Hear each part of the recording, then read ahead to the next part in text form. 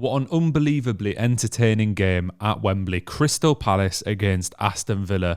The first thing I want to mention is that insane atmosphere. I absolutely love seeing these two teams make it to a semi-final and the passion that both of their fan bases have to be playing at Wembley in the first place. Both sets of fans from kickoff were going mental. You could see smoke gliding across the pitch. If it's Man City there, if it's Man United there, etc., you do not get that same level of passion and energy. So really, coming into today as a neutral, I was quite excited to see what was going to happen. A real tasty game was about to ensue, and Palace just absolutely took it by storm. In the first half, Aston Villa had moments where I think after about 20 minutes, both teams were quite cagey, quite a lot of fouls. No one really got into the game much. And then Villa started to grow into it. All of a sudden, Mateta has the ball in the back of the net. It is chalked off for a foul in the build-up. Let me know in the comments, do you think that that was a foul? Because for me, it was a very hard one to judge.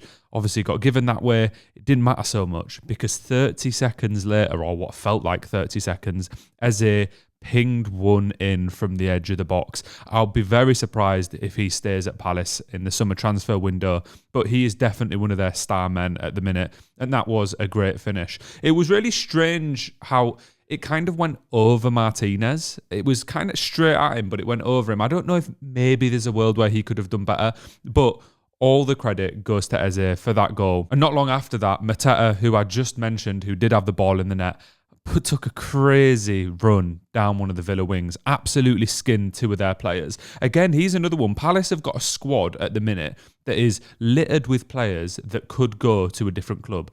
Part of me really hopes that they go on and win this FA Cup so they have European football and they can keep a hold of a lot of the star players. So I know how sad it is seeing a club build up and then instantly all the star men are snatched up. It's offers you can't refuse. But Villa did have a couple of chances here and there. Not too many out-and-out ones. In the first half, the main one was a Konsa header from a corner. It was pretty much straight at Henderson. He did have to react and reacted very quickly in order to save it. But it was just like Villa seemed afraid to take risks throughout this entire game. In the first half especially, in the first maybe half an hour, I'd say both teams were like that and it started to light up a little bit. And even after that Konsa header, about 5 minutes later, Tyreek Mitchell had a fantastic chance in the box. It was one of those proper blunders where comes across on the floor, very easy, should be getting a foot to it, and he just completely missed the ball. I don't know how he managed to do that. Thankfully, they ended up winning the game quite convincingly, or that might have haunted him. Going into half-time, I thought the Crystal Palace performance was fantastic. Villa didn't really wake up at all. And then the second half starts and the first two kind of half chances actually come to Aston Villa. John McGinn with a decent effort, but it hit it straight at Henderson. And then Digne took a shot from the edge of the box, which produced a fantastic save from Henderson. Let's speak for a second about Henderson, because every time he had to do something today, he stepped up, made a few crucial saves, came and claimed the ball a couple of times. I think that was a very, very good performance at Wembley, when if anything, you would expect Martinez to be the one that's kind of the dominant keeper and the player that everyone's talking about. A big shout out to Henderson for today's performance. And then a great ball from Wharton to Eze in the box wins Crystal Palace a penalty. Eze is brought down. He's definitely looking for the foul, but at the same time, it was also undoubtedly a foul. So they deserved the penalty, which Mateta, who had already had a pretty fantastic game, stands up to take. I had no doubt that he was going to score this. I know Martinez is a pro at stopping penalties, but I thought Mateta, he's got this. And then he hit the outside of the post, went out for a goal kick. I was absolutely shocked. And at this moment in the game, I was thinking, right, this is surely, if it's going to happen, this is where the tides turn. Villa have been given a free opportunity to go ahead, push forward, attack, and claim this game. They really did not do that. Sarr, who could have easily been Crystal Palace's man of the match today with 2 goals and an assist, provided the first of those goals with an absolutely unbelievable finish from the edge of the box. No keeper was saving that. It was right in the bottom corner. As he was running through, I literally said hit it, because it just lined up so perfectly. The Villa defence gave him so much time. And that Villa defence today was so clumsy. It's like the organisation just isn't there at the minute. And to be honest, Villa in the last 5 5 to 10 games really do seem to be crumbling a little bit.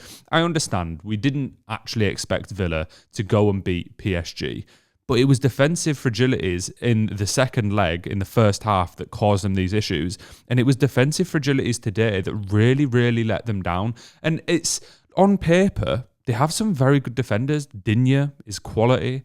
Konsa is quality. Even Matty Cash has been starting in the Premier League regularly for quite a long time now. So I don't know what's going wrong at Villa, but it seems like they're just on a real bad streak at the minute. But anyway, yeah, that Sarr finish, absolutely incredible. And from this point, Crystal Palace were absolutely lapping it up. The scenes in the crowd were unbelievable. The atmosphere created in Wembley is one which I've not seen in a long, long time, to be honest. This is such an important moment for a club who have never won the FA Cup. They have been runners-up a couple of times, but they've never won the trophy. And that's what brings me so much joy watching a game like this. And for the next semi-final, I'm really hoping that Nottingham Forest make it through, because a Nottingham Forest against Crystal Palace final would be awesome. Like, I'd love every second of it. Whoever won, I'd be very happy for the fan bases. And it would be quite nice to see a year where it's not Man City, Man United, Liverpool, Arsenal, etc. get into the final and then winning it time in, time out.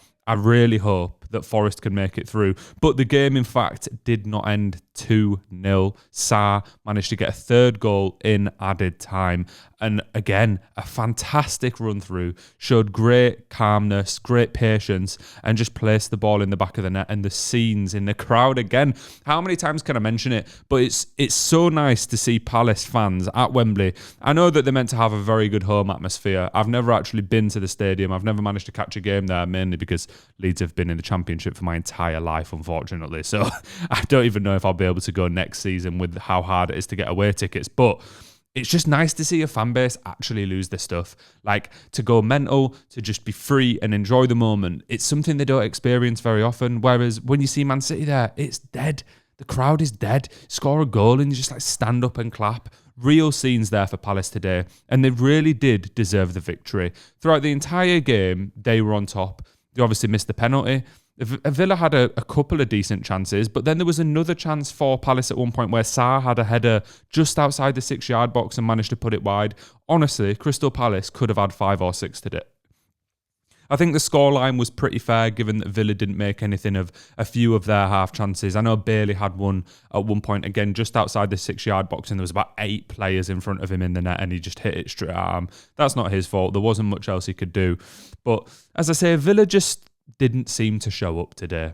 And I think that's been the case for the last couple of games. I am quite concerned for their sake that they're going to drop out of that kind of European football race. The only thing that may help them is now if Palace go win the FA Cup, Arsenal win the Champions League, etc., they can finish a few places lower and still get a spot in the European places. But I don't know where Villa go from here. Emery's done a fantastic job, but they clearly are still lacking a little something. Ollie Watkins hasn't got as many minutes. He started today and didn't really offer anything all game. He's had a very poor season in comparison to last year. Maybe they need a new striker. I like Watkins, and funnily enough, I still think he'd end up going to an Arsenal, going to a top-level team and doing quite well. I just think maybe there's been a breakdown in relationship or a breakdown in his confidence to the point where it's not quite working at Villa at the minute. Obviously, Rashford's come in on loan and done quite well. Maybe they'll sign him. I don't think he's the answer, though. We've seen Rashford be on £300,000 plus a week at Manchester United and have the odd good game, have a season where he does really well, and then a season where he's practically a passenger. I think the Villa squad, in reality, needs a more experienced Premier League defender. I love Pau Torres. I think he's a very good signing for how much they paid for him. I actually quite like a lot of the defenders, but none of them have gone and won a big trophy. With an English club at least. Obviously Pau Torres did under Emery previously, but they need someone that's done it to the top level, won a Premier League, won a Champions League in England, knows what it takes to do it across the length of a season. And I think that might be the thing that pushes them to the next level. And as I alluded to earlier in the video, with Palace's squad, I just hope they manage to keep a hold of a lot of these boys, because they've got a fantastic relationship with the fan base at the minute. Glasner has done a great job of building that up and implementing exciting style of play at Crystal Palace for the first time in a long time. It was such a fun game to watch, and their attacking line makes it that fun, but it's also the tactics, because before that they always had some decent players, but no one knew how to make the most of it. No one knew how to actually create a good style with their squad, and now it seems like they have that. I hope they can manage to keep a hold of it. But boys and girls, that's enough yapping from me. If you have enjoyed this video, please do remember to hit like and subscribe. I will also be doing a video for Manchester City against Nottingham Forest when that is over. I'll catch you again soon. Peace.